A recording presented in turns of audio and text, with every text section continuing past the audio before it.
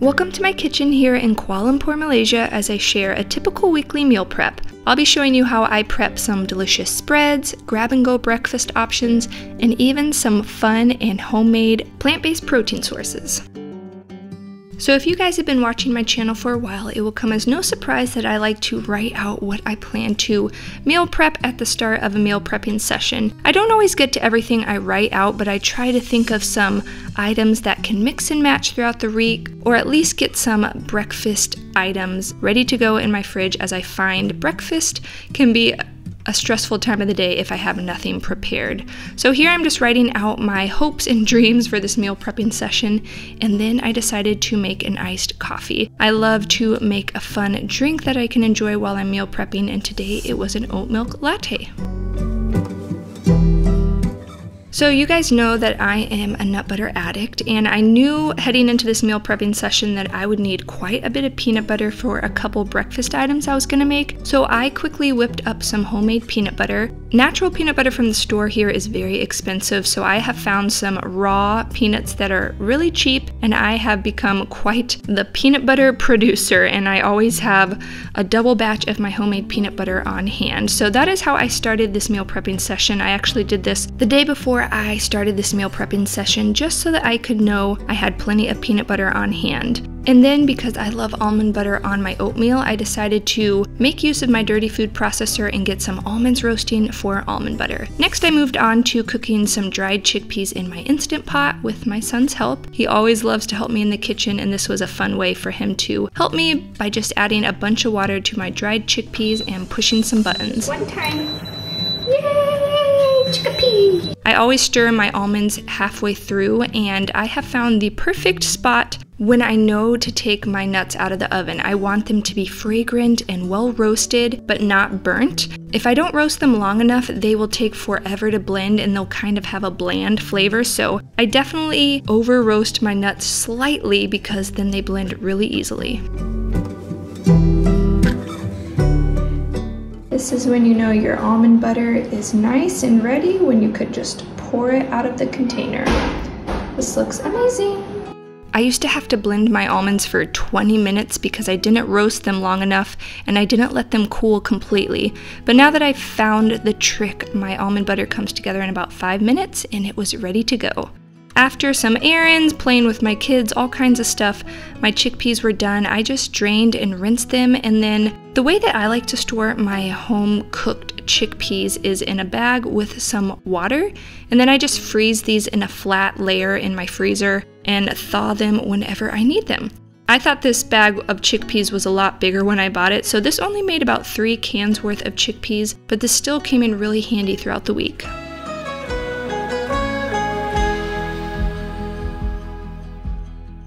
Next, I moved on to making some breakfast cookies. So as you can see, this peanut butter is coming in really handy. I had everything all prepped and ready to go and could whip up these cookies in a pinch. I just whisked together some natural peanut butter, maple syrup, and a little bit of coconut sugar, baking powder, salt, and whisked that until super smooth. I will be sure to leave all of the links for these recipes down below. And then the base of this recipe are rolled oats, chopped nuts and seeds, dried fruit, and then I had a random bag of chocolate chips in my pantry that some friends had given us when they moved. This happens all the time in Malaysia. We have friends come and go all the time, so we end up with random pantry items.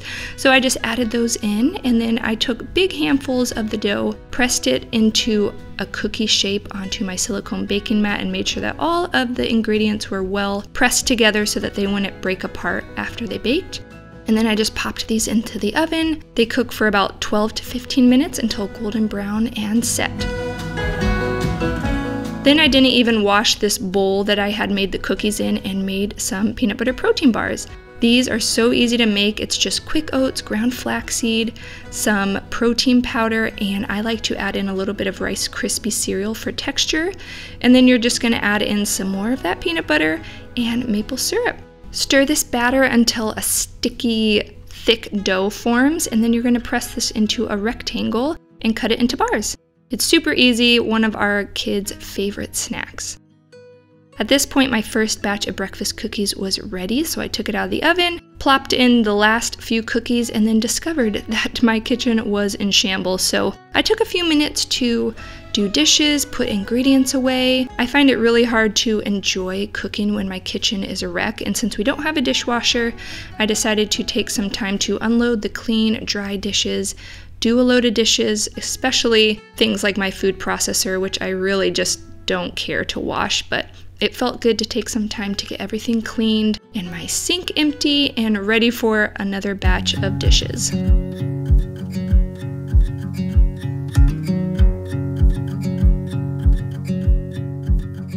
At this point, all of my breakfast cookies were baked and cooled a little bit on the pan, and I put them on a wire rack to cool completely. You want to make sure they cool completely so that you don't have crumbly cookies whenever you take them on the go or try to eat them. So let them cool completely, and then I used my, yet again, dirty silicone baking mat that used many of the same ingredients, so I really don't mind reusing it, to press my protein bar dough into a rectangle. Then I just stuck this in the fridge to chill before cutting it into bars.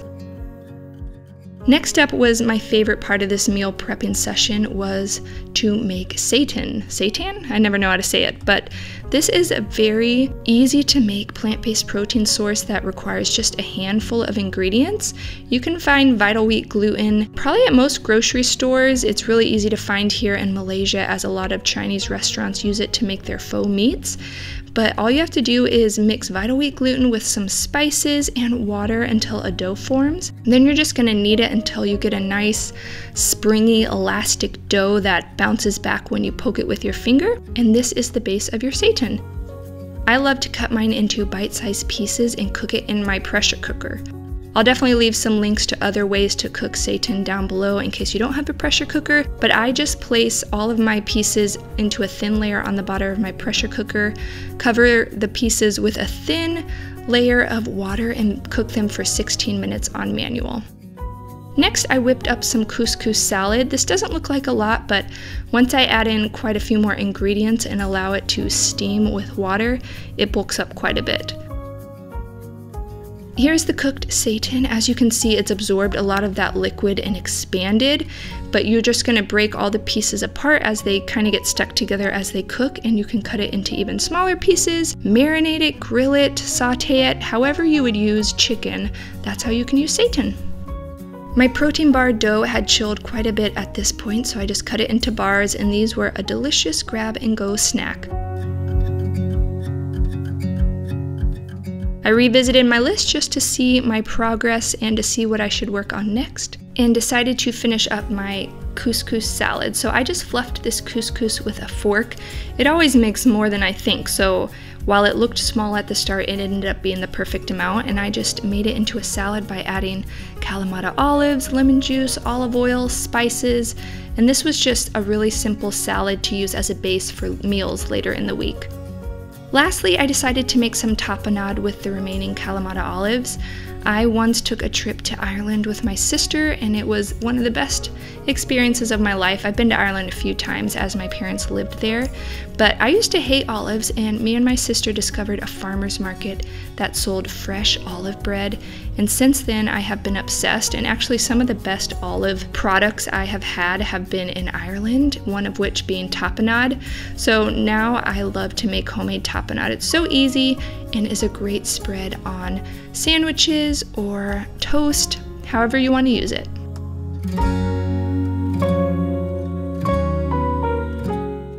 So it doesn't look like a ton, and it is very brown, oh my.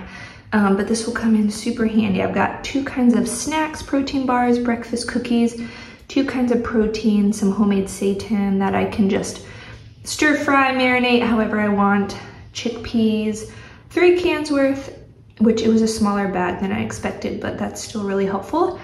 Some simple couscous salad, also didn't have as much as I thought, but only my husband and I like it. So that's just nice to whip up with some of the chickpeas and tapenade, and then almond butter. We had a successful day. This really didn't take that long, other than little spills by my 2-year-old and friends coming to visit, maybe in total just a couple hours, and I really enjoyed it. So this is everything we made. After After a meal prepping video, I like to show you guys how I use the items that I meal prep, just to give you guys some ideas. So obviously almond butter you can just use as a topping for oatmeal or toast. I love it on my chocolate protein oatmeal.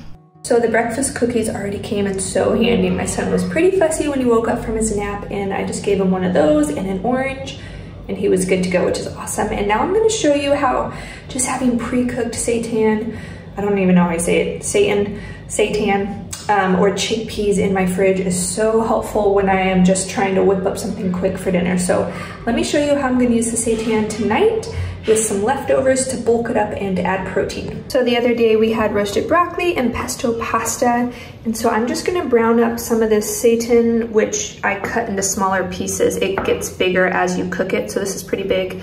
I cut it up and I'm just gonna fry it in some olive oil. I'm just gonna keep it really simple. You could use marinades, you could add more spices, but I kinda wanna just view it as some chicken. There's already salt in this. I'll add a little more if I need to, but we're just gonna brown it up and then reheat these and put it all together. This seitan was so fun to have on hand and to try making again after having forgotten about it for so many years. I learned that I would like to cut my pieces super small so that they get crispy on all edges, and I just cooked these in a little bit of olive oil until brown and golden, added some salt to season them, and then added in those leftover veggies and that pesto pasta, and this really helped to bulk up leftovers and create a well-balanced meal.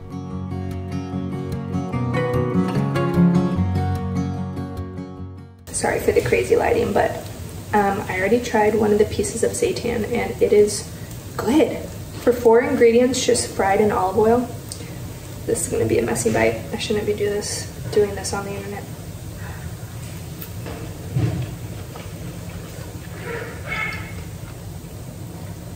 It's so good, especially these crispy brown bits.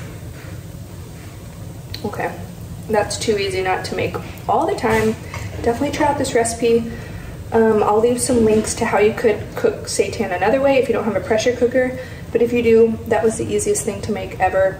And I'm excited to marinate it and fry it and put it in stir fries and all kinds of stuff. But it is delicious on its own. You like them? I laughed the other day because my daughter asked for sourdough bread with avocado and tapenade on top.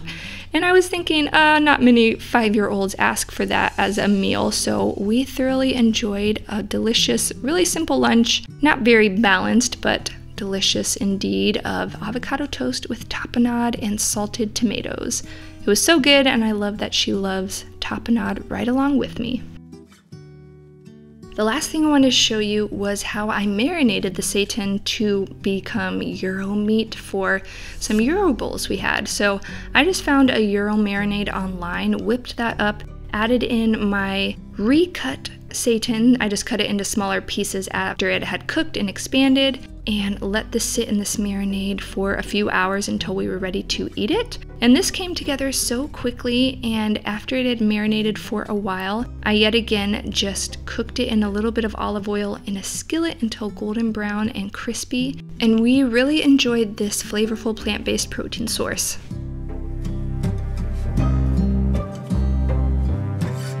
So to bulk up that simple couscous salad one night, I added in some leftover roasted veggies and a little bit of the extra marinade from the gyro marinade, as well as some of those thawed chickpeas that I had cooked earlier. And this turned into a delicious hearty salad that made a ton, as you can see. So I'm definitely glad I didn't make more couscous.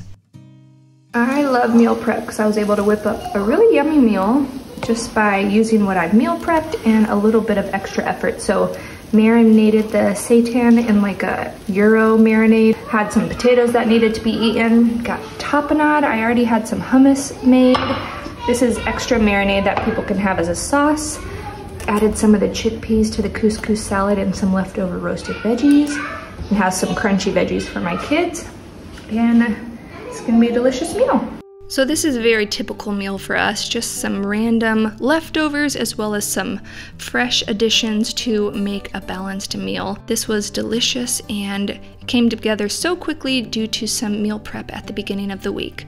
If you guys enjoyed this video, be sure to give it a thumbs up and subscribe so you don't miss the next meal prep video. And if you enjoy my recipes, be sure to download my free cookbook containing 31 of my favorite recipes. I'll link it down below, so be sure to get your hands on that, and I'll see you guys very soon.